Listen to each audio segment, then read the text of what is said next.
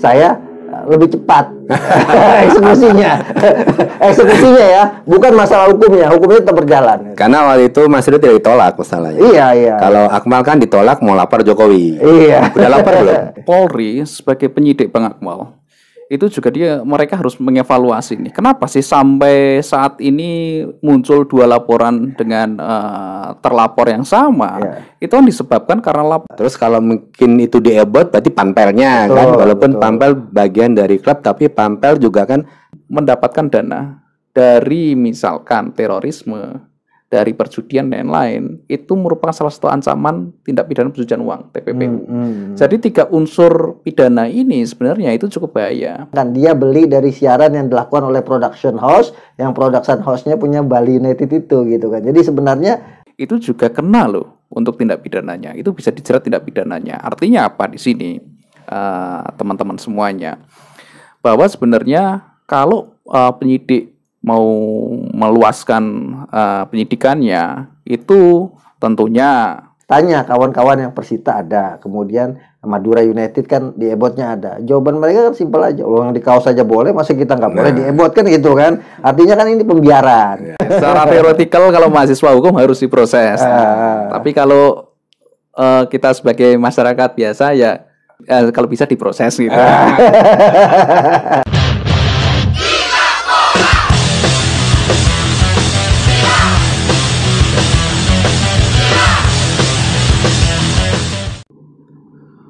Bravo, Cocomeo Channel.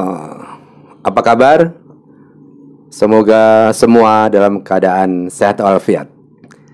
Kali ini saya Fatih Habanto ditemani oleh 2 sahabat saya, di mana saya biasanya hanya berdua. Kali ini bertiga, yaitu dengan Bung Akmal Mahari. Apa kabar Bung Akmal? Baik. Dan satu lagi dengan Mas Rio Johan. Apa kabar Mas Rio Johan? Baik. Mas Rio Johan ini adalah akademisi dan praktisi hukum dan keuangan. Waduh, 2 bidang yang dikuasainya. Seperti kita ketahui bersama bahwa saat ini di Liga Indonesia sudah tidak ada lagi ikon atau simbol-simbol yang berbau judi. Ternyata malam ini saya ditemani oleh 2 pelapor. Pertama itu dilaporkan oleh Mas Rio Johan. Terus tidak ada kabar gitu ya Mas Rio ya. Terus akhirnya karena ikon-ikon judi tersebut makin merajalela di Liga 1, bukan hanya di satu klub tapi juga di klub-klub lain. Juga ada di Ebot, ada di Jersey. Itu akhirnya dilaporkan oleh Akmal ke polisi.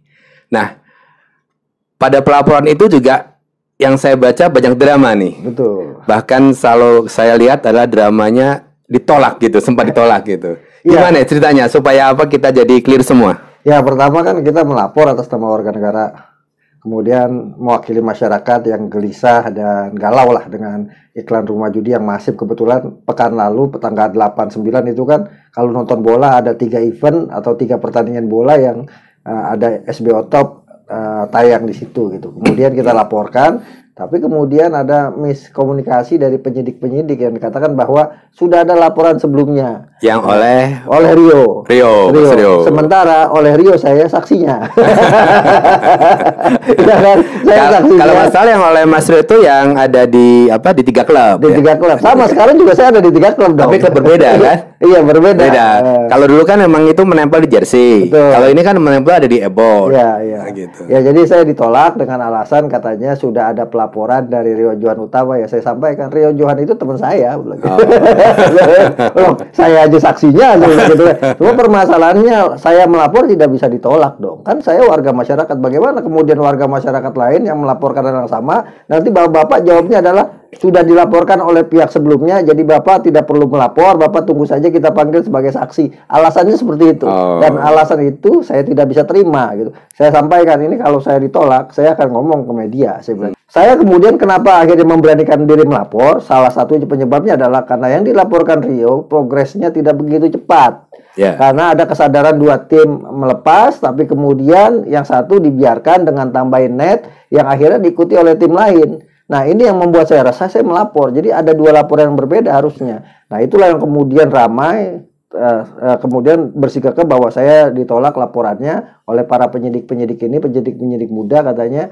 Sehingga kemudian saya press conference di bawah ditanya sama wartawan, Pak, kalau Mas kalau kemudian ditolak mau kemana? Saya mau lapor ke Pak Jokowi, saya bilang gitu, gitu kan. Pihak kepolisian malamnya menyampaikan ke saya bahwa ada miskomunikasi. Ternyata penyidik yang tadi menyidik saya tidak tahu kalau saya berbeda dengan Rio Johan. Padahal dari segi wajah udah kelihatan berbeda gitu kan. Bagaimana dianggap sama orang belum lapor, belum menceritakan kan? Betul, karena dianggap saya ini sama. Karena kebetulan Rio ini saya kan sebagai saksi. Gitu kan. Saya bilang saya nggak bisa dong. Kata dia nggak boleh laporan double. Siapa yang laporan double? Kecuali saya Rio hari ini saya melapor lagi saya nggak bisa. Gitu kan. Lah kok saya pribadi sebagai Akmal, saya melapor sebagai warga masyarakat. Sekarang ada 1.000 warga masyarakat yang melaporkan soal SBO top di sepak bola, itu nggak boleh ditolak, harus diterima dong gitu kan. Nah itulah yang kemudian hari Rabu saya ditolak, hari Kamis saya diterima, hari Jumatnya SBO top dicopot. Jadi sebenarnya hat-trick itu 3 hari berturut-turut, 3 hari kemudian dicopot. Artinya secara tidak langsung saya mau bilang sama Rio nih hari ini gitu kan, mau bilang saya lebih cepat eksekusinya ya, bukan masalah hukumnya tetap berjalan. Karena waktu itu Mas Rio tidak ditolak masalahnya. Iya. Kalau Akmal kan ditolak mau lapor Jokowi. Iya. Udah lapor belum? Belum. Tapi hari Kamisnya diterima gitu kan. Hari Kamisnya diterima. Udah lapor gitu. Belum sempat melapor, hari Kamisnya diterima, kemudian laporannya dan saya berharap sepekan kemudian saya katakan, ingkrah tidak ingkrah apa yang sudah digugat oleh Rio Johan soal SBO top, itu SBO top harus dicopot dulu. Kecuali kemudian sudah ada keputusan ingkrah yang menyatakan bahwa SBO top itu bukan rumah judi, atau sekaligus negara udah mengeluarkan keputusan bahwa judi itu ilegal di Indonesia. Saya minta 1 minggu untuk kemudian, ketika 1 minggu itu penyidik bilang, kasih waktu lah 2 minggu gitu. Gitu kan, kita usahakan 2 minggu. Ternyata Jumat sudah dicopot. Ini kan luar biasa. Nah, sebentar, ini tadi kan ada berhubungan dengan ada yang ditolak. Nah, Mas Rio sebagai akademisi hukum, kalau kita melaporkan sesuatu ke polisi, apakah polisi berhak untuk menolak gitu? Yes, thank you Bang Fatih atas pertanyaannya. Dan thank you Bang Akmal nih sudah menyalip ternyata dia nyalip di tikungan. Jadi teknis atau asumsi hukumnya seperti ini, Bang.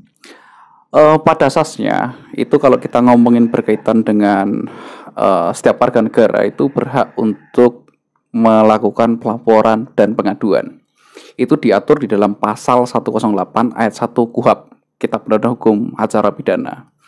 Artinya apa? Dari aturan regulasi di hukum di Indonesia sendiri, itu sebenarnya setiap orang itu mempunyai hak, gitu loh, untuk melakukan pelaporan maupun pengaduan.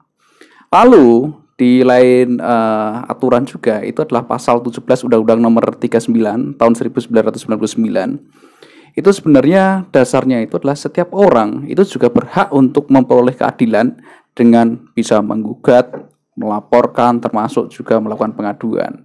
Apalagi nih saat ini unsur tindak pidana yang kita bahas tentunya dan kita laporkan itu kan sebenarnya delik biasa. Ya, bersangkutan dengan pasal 303 berkaitan dengan perjudian. Betul. Tentunya lebih ditekankan kepada masyarakat lagi bahwa berkaitan dengan perjudian ini bukan hanya orang yang bermain judi. Tetapi orang yang memberikan kesempatan orang untuk bermain, memberikan ruang, bisa dikenakan jeratan pidana. Ini abang-abang semua ini. Sehingga tentunya sudah jelas pasal 102 ayat 1 dan juga 106 KUH pidana kita, Kitab Hukum Acara Pidana kita, itu adalah polisi juga wajib sebenarnya segera melakukan penyelidikan termasuk juga penyidikan. Artinya saya tekankan di sini bahwa polisi itu sebenarnya tidak berhak untuk menolak laporan atau laporan seseorang atas suatu delik tindak pidana, asalkan tentunya bukti-bukti yang diberikan itu sudah lengkap. Apalagi tentunya saya yakin Pak Akmal dan juga termasuk saya ketika dulu melaporkan itu kita sudah membawa bukti yang cukup lengkap. Mas Rio, saya tanya apakah benar gitu kan berdasarkan undang-undang apabila saya sudah melapor satu kasus tidak boleh melaporkan kasus serupa. Itu kemarin tanyakan, disampaikan gitu, tidak boleh ada orang yang melaporkan double gitu kan. Itu apa benar itu gitu? Sebenarnya di hukum kita, di hukum acara kita termasuk juga berkaitan dengan pelaporan ke penyidik Polri, itu sebenarnya kalau memang itu delik biasa, Bang Akmal, artinya itu merugikan banyak orang dan lain, itu setiap orang juga berhak untuk melaporkan gitu loh. Enggak, 2 kali nggak boleh gitu. Kalau saya kan katanya saya dianggap kemarin udah 2 kali, yang padahal satunya Rio gitu. Jadi orang tidak boleh dalam satu wujud melaporkan 2 kali. Permasalahannya itu adalah misalkan nih ada satu badan usaha misalkan itu melakukan suatu penipuan terhadap banyak orang. Apakah cuma satu laporan sekarang yang boleh diterima oleh Polri? Dulu ketika kita ngomongin ya banyak bisnis berkaitan dengan money game dan itu scam dan banyak merugikan, itu Polda Metro Jaya hampir seluruh atau misalkan beratus-ratus korban itu melaporkan ke Polda Metro Jaya. Artinya apa dari situ? Bahwa kita sebenarnya sebagai warga negara yang punya hak asasi untuk memperoleh keadilan, apalagi jelas-jelas ini secara sistematik dapat merugikan bangsa Indonesia karena moral kita terhadap perjudian itu sebagai anak bangsa ini kedepannya akan tergerus nih seperti ini. Dan mungkin Polri sebagai penyidik, Bang Akmal, itu juga mereka harus mengevaluasi nih. Kenapa sih sampai saat ini muncul 2 laporan dengan terlapor yang sama? Itu kan disebabkan karena laporan pertama juga itu kan sampai saat ini itu kan juga sampai saat ini video dibuat ini itu kan belum naik ke sidik juga, Bang Akmal. Artinya sebenarnya semakin cepat penanganan dari Polri untuk melakukan penyidikan sampai penuntutan, itu tentunya tidak akan membuat rancu seperti ini gitu loh. Tetapi tentunya kita tetap dukung Polri, apapun itu tetap semoga nih kasus berkaitan dengan perjudian, apalagi yang sponsori di masyarakat Indonesia kan mayoritas favorit berkaitan dengan olahraga sepak bola, Bang Akmal. Favorit sepak bola, favorit judi juga loh. Oh, iya. Tapi judi itu dilarang di KUHP kita. Permasalahannya seperti itu. Apalagi dulu ada surat edaran PT Liga Indonesia berkaitan dengan pelarangan sponsorship berkaitan dengan rokok, minuman keras, alkohol dan juga perjudian. Sebenarnya nih kita artinya melakukan pelaporan seperti ini itu sudah sesuai dengan rule of the game-nya di dalam KUHP kita dan juga di aturan hukum kita, dan tujuan kita itu juga mulia banget kan, artinya untuk meluruskan apa yang salah. Seperti itu. Bang Fatih dan Bung Akmal. Baik, Mas Rio. Jadi setelah tadi Akmal bilang 3 hari 2 hari ya langsung efektif, ternyata di lapangan sudah tidak ada lagi logo-logo atau ikon-ikon yang berkonotasi judi ya gitu. Nah, apakah mungkin kalau dulu Mas Rio itu harus langsung diterima dan tidak ada progres, kalau Akmal kan ditolak ada progres malah gitu. Mungkin yang ditolak-tolak itu harus ada progres jadinya. Jadi sebenarnya ada 2 sisi yang berbeda yang menarik gitu kan. Yang satu diterima tapi prosesnya lama, yang satu ditolak dulu tapi prosesnya cepat gitu kan. Tinggal ada pilih yang mana. Nah, sekarang monitoring ternyata pas Jumat ya sudah tidak ada tidak lagi. Diganti Arta Graha Peduli. Nah, sekarang orang bertanya, apakah ada hubungannya SBO Top itu dengan pemilik Arta Graha? Itu pertanyaan orang. Orang bertanya seperti itu, apakah ada hubungannya SBO Top itu dengan pemilik Arta Graha atau satu perusahaan gitu? Itu yang saya nggak bisa jawab gitu kan. Mungkin nanti pemirsa kalau ada tahu jawabannya bisa kasih di komentar. Betul. Bantu kita untuk mencari tahu. Karena saya tidak sampai melihat seperti itu, karena buat saya yang paling utama adalah SBO Top-nya dicabut karena ini meresahkan masyarakat gitu kan. Karena ini iklan judi dan judi di Indonesia dilarang. Setelah laporan saya diterima kemudian SBO Top dicopot, itu ada dengar akan ada gelar perkara untuk kasus yang dilaporkan oleh Rio Johan. Nah, itu enak nih kita tanya yang mumpung ada orangnya. Nggak, itu selain itu sebenarnya ada tadi Mas Rio juga memberi penjelasan. Selain daripada yang menggunakan simbol-simbol atau ikon judi, juga yang membantu menyiarkan dan segala macam gitu. Itu hukumannya sama atau bagaimana gitu? Karena kan kalau kita melihat di Liga 1 itu kan banyak terkait misalnya TV. Ya. Terus kalau mungkin itu di-ebot berarti pampelnya Betul, kan, walaupun betul. pampel bagian dari klub, tapi pampel juga kan tidak sama dengan orang klubnya, maksudnya hal yang berbeda. Itu bagaimana, Mas Rio? Supaya jadi termasuk misalnya apakah kena hukum juga kita nih media cetak fotonya ditampilkan yang di-ebot itu Ya. kena gambar gitu kan, Ya. gambar SBO Top itu apakah kemudian kena apa namanya kalau mau ditindak secara hukum kena juga karena dia ikut secara tidak langsung ikut mempromosikan. menunjukkan ya, dan juga hanya masalah bukan media, banyak kan juga apa namanya sosmed yang berafiliasi dengan klub kan juga menyiarkan juga. Tuh. Nah, sosmed juga kan banyak yang disponsori rumah judi itu banyak orang tanya, kenapa nggak sekalian aja laporin? Orang itu gitu, kita itu ngelaporin deg-degan karena tekanannya besar. Setelah kita laporkan, kemudian orang enaknya ngomong sekalian dong laporkan ini apa namanya artis-artis yang sponsori rumah judi sekalian laporin apa namanya medsos yang disponsori rumah judi semua minta dilaporkan gitu. Padahal tadi yang katakan Mas Rio kan satu orang tidak bisa melaporkan lebih dari satu kan, harusnya habis itu Pak Fatih laporin. Ya, ini dulu tadi yang apa terkait dengan membantu menyiarkan atau mensosialisasikan daripada judi. Monggo Mas Rio. Oke, Bang Fatih, pertanyaannya cukup menarik sekali. Karena begini, di KUH pidana kita itu memang unsurnya itu perjudian itu memang dilarang. Lalu berkaitan dengan perkembangan zaman, abang-abang semuanya sekalian, itu ada undang-undang ITE. Oke, informasi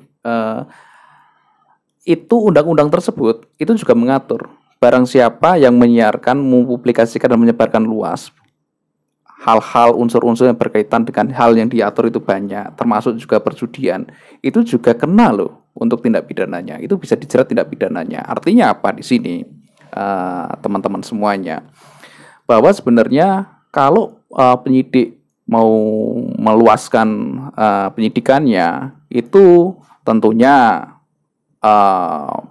pihak penyiar televisi itu juga kena. Termasuk juga sosial media yang menyebarkan. Sekarang itu juga nggak sedikit bahwa artis itu yang terjerat pasal Undang-Undang ITE berkaitan dengan penyebarluasan atau mereka menjadi ambasador perjudian gitu loh. Artinya kita perlu push lah. Jadi sangat sistemik sekali nih Bapak-Bapak Ibu semuanya. Jadi yang menyebarkan luas termasuk juga yang memberikan kesempatan. Nah, yang lucu kemarin itu adalah begini, sepak bola ini kan untuk kalangan publik, artinya semuanya bisa menonton seperti itu. Artinya efek domino dari sponsor ini itu sangat malah paling sistemik dibandingkan dengan yang lain gitu loh.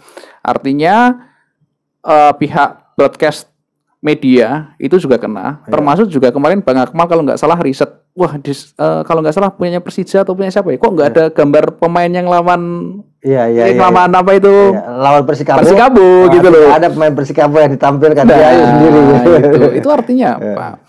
Sebenarnya tim-tim seperti itu juga mereka udah pintar, udah bisa menilai bahwa ketika saya ikut memotret dan menyebarluaskan unsur perjudian tersebut, mereka juga terancam untuk terkena unsur pidana tersebut.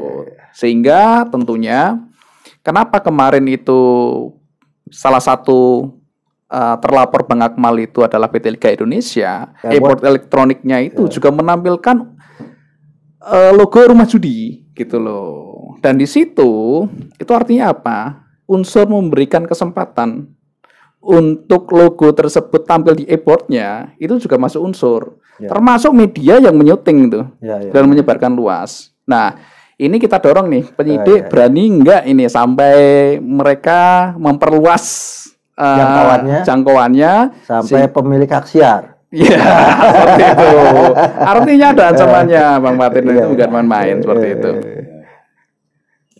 Ya, ini bagi saya juga sangat pencerahan sekali, bukan hanya masalah siapa yang memasang atau yang menerima sponsor judi, tapi yang terkait mensosialisasikan juga itu bakal kena juga gitu. Betul. Saya pernah bertemu dengan pihak MT ketika saya jadi anggota tim gabungan independen pencari fakta. Ke Bu Harsiwi saya katakan, Bu, musim depan hati-hati. SBO Top atau rumah judi itu lagi jadi perhatian, bahkan kita laporkan karena waktu itu saya menyampaikan Rio yang melaporkan 22 Agustus itu kan, sehingga kita sebenarnya saya secara pribadi sudah mewarning hati-hati kemarin bablasan semua kesiar kan ya, karena memang misalnya kalau kita lihat prosesnya MTech ini kan sebenarnya bukan dia yang menayangkan, dia beli dari siaran yang dilakukan oleh production house, yang production house-nya punya Bali United itu gitu kan. Jadi sebenarnya dia hanya menayangkan saja dari hasil produksi orang lain. Ya, tapi kan kuncinya di Betul. terestrialnya, ya, penayangannya. Karena kalaupun disut oleh PH itu kalau nggak ditayangkan kan nggak. Nah, kalau lihat itu TV-nya banyak nih gitu kan, karena ada video yang streaming, kemudian ada MNC channel yang streaming, yang ini non terestrial, banyak nih gitu kan. Wah, luar biasa ini kalau semuanya terjerat nih. Ya, itu dia. Jadi kalau dari saya pribadi, kalau tadi Mas Rio sudah menerangkan bukan hanya yang menerima sponsor tapi yang juga menyiarkan. Betul. Jadi ada gerakan dari yang terkait, katakan dari pemilik hak siar pun akan istilahnya akan menolak gitu. Betul. Menolak menyiarkan klub-klub yang disponsori oleh judi. Harusnya seperti itu. Jadi berlapis, bukan hanya dari PT Liganya yang menseleksi, tapi hak siar juga akan menseleksi juga gitu. Jadi double-double kan. Ya, itu yang saya heran kenapa kemudian dibiarkan gitu kan. Saya juga heran seperti itu, kenapa dibiarkan padahal LIB-nya sendiri sudah mengeluarkan edaran itu yang melarang itu gitu kan. Sehingga kemudian dibiarkan, pada akhirnya misalnya saya kan tanya kawan-kawan yang Persita ada, kemudian Madura United kan di EBOT-nya ada. Jawaban mereka kan simpel aja, yang di kaos saja boleh, masa kita nggak boleh di EBOT kan gitu kan. Artinya kan ini pembiaran. Nah, hukumannya pastinya lebih berat harusnya yang membiarkan. Gak itu dia. Kalau saya bayangkan kalau misalnya hak siarnya ada dan mereka juga sadar bahwa ini akan terbawa, mereka tidak mensut yang ada logo ikon judi itu, jadi hanya pemain lawannya yang disut. Iya. Yang menarik adalah mereka yang mengambil iklan SBO Top itu rata-rata pakai EBOT elektronik, karena EBOT elektronik kan orang yang nggak tahu loh, karena gantian seng hilang gitu kan. Nah, itu yang problemnya. Kebetulan pas hari Sabtu saya nonton Persita PSIS, sama hari Minggu sore saya telepon Madura, saya ngeliat itu gitu kan. Sementara yang lain mungkin nggak ada yang tahu, nggak ada yang lihat, saya kebetulan lihat aja gitu kan. Nah, itu Mas Rio mungkin mau menambahkan tuh bagaimana penjelasannya. Ya, silakan Mas Rio. Kalau kita melihat suatu tindak pidana apalagi di PT Liga Indonesia 3 klub khususnya, ada 3 unsur juga ancaman pidananya. 1, berkaitan dengan pasal 303 berkaitan dengan perjudian. Itu tentunya 3 klub nih kena nih, termasuk juga nanti stakeholder lain seperti PT Liga Indonesia dan termasuk juga mungkin PSSI dan yang lain. Yang kedua itu adalah berkaitan dengan undang-undang ITE. Ini cukup luas ini. Ternyata selain media sosial yang menyebarkan, bagi media sosial klub termasuk juga pemegang hak siar itu, dan juga mungkin para pengelola akun media sosial dan lain juga kena. Itu juga ada ancaman pidananya. Lalu yang ketiga nih yang paling parah nih teman-teman semuanya, yaitu adalah barang siapa sebenarnya yang mendapatkan dana dari misalkan terorisme, dari perjudian dan lain, itu merupakan salah satu ancaman tindak pidana pencucian uang, TPPU. Jadi 3 unsur pidana ini sebenarnya itu cukup bahaya. Dan teman-teman semuanya, bahwa tindak pidana ini sebenarnya ketika dia sudah dilakukan, termasuk juga mereka sudah melakukan tindak pidana dan mereka misalkan mencopot sponsorship, tetapi mereka tentunya tidak bisa menghilangkan tindak pidana yang telah mereka perbuat. Betul. Jadi tentunya saat ini tidak ada alasan lagi untuk polisi untuk menyetop penyelidikan ini, karena tindak pidananya sudah berjalan. Nah, unsurnya kan seperti itu. Seperti contohnya adalah korupsi. Ketika pejabat itu korupsi, walaupun setelah dilakukan penyidikan dia mengembalikan uang korupsinya bahkan berkali-kali lipat, tetapi pengembalian uang itu tidak bisa menghilangkan tindak pidana yang sudah terjadi. Tapi kalau di Indonesia bisa loh, dipulangin 27 miliar udah nggak jadi disidik kan? Itu kan di Indonesia. Itu materi lain. Iya, enggak, artinya ini ngeri-ngeri sedap gitu kan. Ngeri sedap. Kenapa? Karena masuk TPPU loh, gitu kan? TPPU. Itu ngeri-ngeri sedap itu. Jadi TPPU itu sistemnya adalah pembuktian terbalik. Nanti ini yang paling paling effortnya lebih tinggi daripada tersangka, karena ketika kita didakwakan suatu tindak pidana, maka pihak penuntutlah yang tentunya yang membuktikan. Tetapi kalau TPPU dibalik, bahwa Anda harus membuktikan bahwa uang Anda itu adalah bukan hasil dari tindak pidana. Itu sangat merepotkan sekali. Bahkan perpanjangan ketika penyidikan di kepolisian pun, para tersangka itu di extend atau diperpanjang 2 kali lipat, hampir 2 kali lipat seperti itu. Artinya Mas, nih PSIS yang sudah mencopot, Arema yang sudah mencopot, itu masih tetap kena? Masih tetap kena secara teoretikal seperti itu. Dan kita tentunya sama-sama sekarang ini mengguidance atau Kalau saya kan bukan orang hukum nih, saya mah pikirannya cuma simpel aja, dia copot selesai. Kalau saya, karena saya bukan orang hukum gitu kan, pikir saya copot udah selesai lah gitu kan, karena ini persaka. Nah ternyata masih bisa diproses. Masih bisa diproses dan tidak menghilangkan tindak pidana yang telah diperbuat seperti itu. Masih bisa, harus diproses. Harus diproses. Bahasa hukumnya begitu ya? Oh betul sekali. Secara teoretikal kalau mahasiswa hukum harus diproses. Tapi kalau kita sebagai masyarakat biasa ya harus kalau bisa diproses gitu.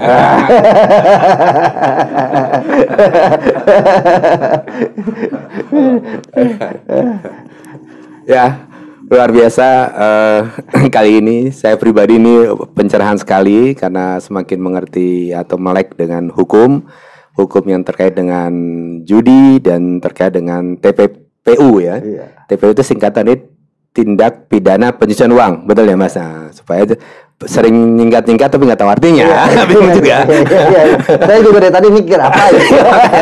Saya juga ingin memastikan dan ingin memberikan pencerahan juga TPPU itu gitu. Sampai nanti ke Comeo Channel ada yang nggak tahu TPPU apa gitu. Ya kan gitu kan. Tahunya TPU, pemakaman umum. Tapi kita terbuka bahwa ada misalnya yang kita kurang bisa menjelaskan bisa ditanyakan di kolom komentar kan. Betul. Karena kadang-kadang apa yang merasa kita sudah menjadi umum mungkin ada beberapa yang masih belum paham gitu kan. Gitu. Tapi ini bahasan yang ngeri-ngeri sedap gitu. Ngeri-ngeri sedap dan proses hukumnya juga ngeri-ngeri sedap. Jadi harus tetap disimak tentunya kan gitu. Ya. Ya. Baiklah, kita terus memantau agar semua sepak bola di Indonesia berjalan sesuai dengan relnya. Seperti juga adanya larangan-larangan sponsor, tapi masih dilakukan, kita ingatkan. Begitu ya, Bang Amal kan? Betul. Tidak ada maksud lain seperti itu. Karena kita semua di Comeo Channel mengingat sepak bola Indonesia itu lebih berprestasi, lebih fair play, dan lebih clear terhadap hal-hal yang dilarang oleh baik itu aturan internal maupun oleh undang-undang di Indonesia. Adios, Comeo Channel. Ngeri.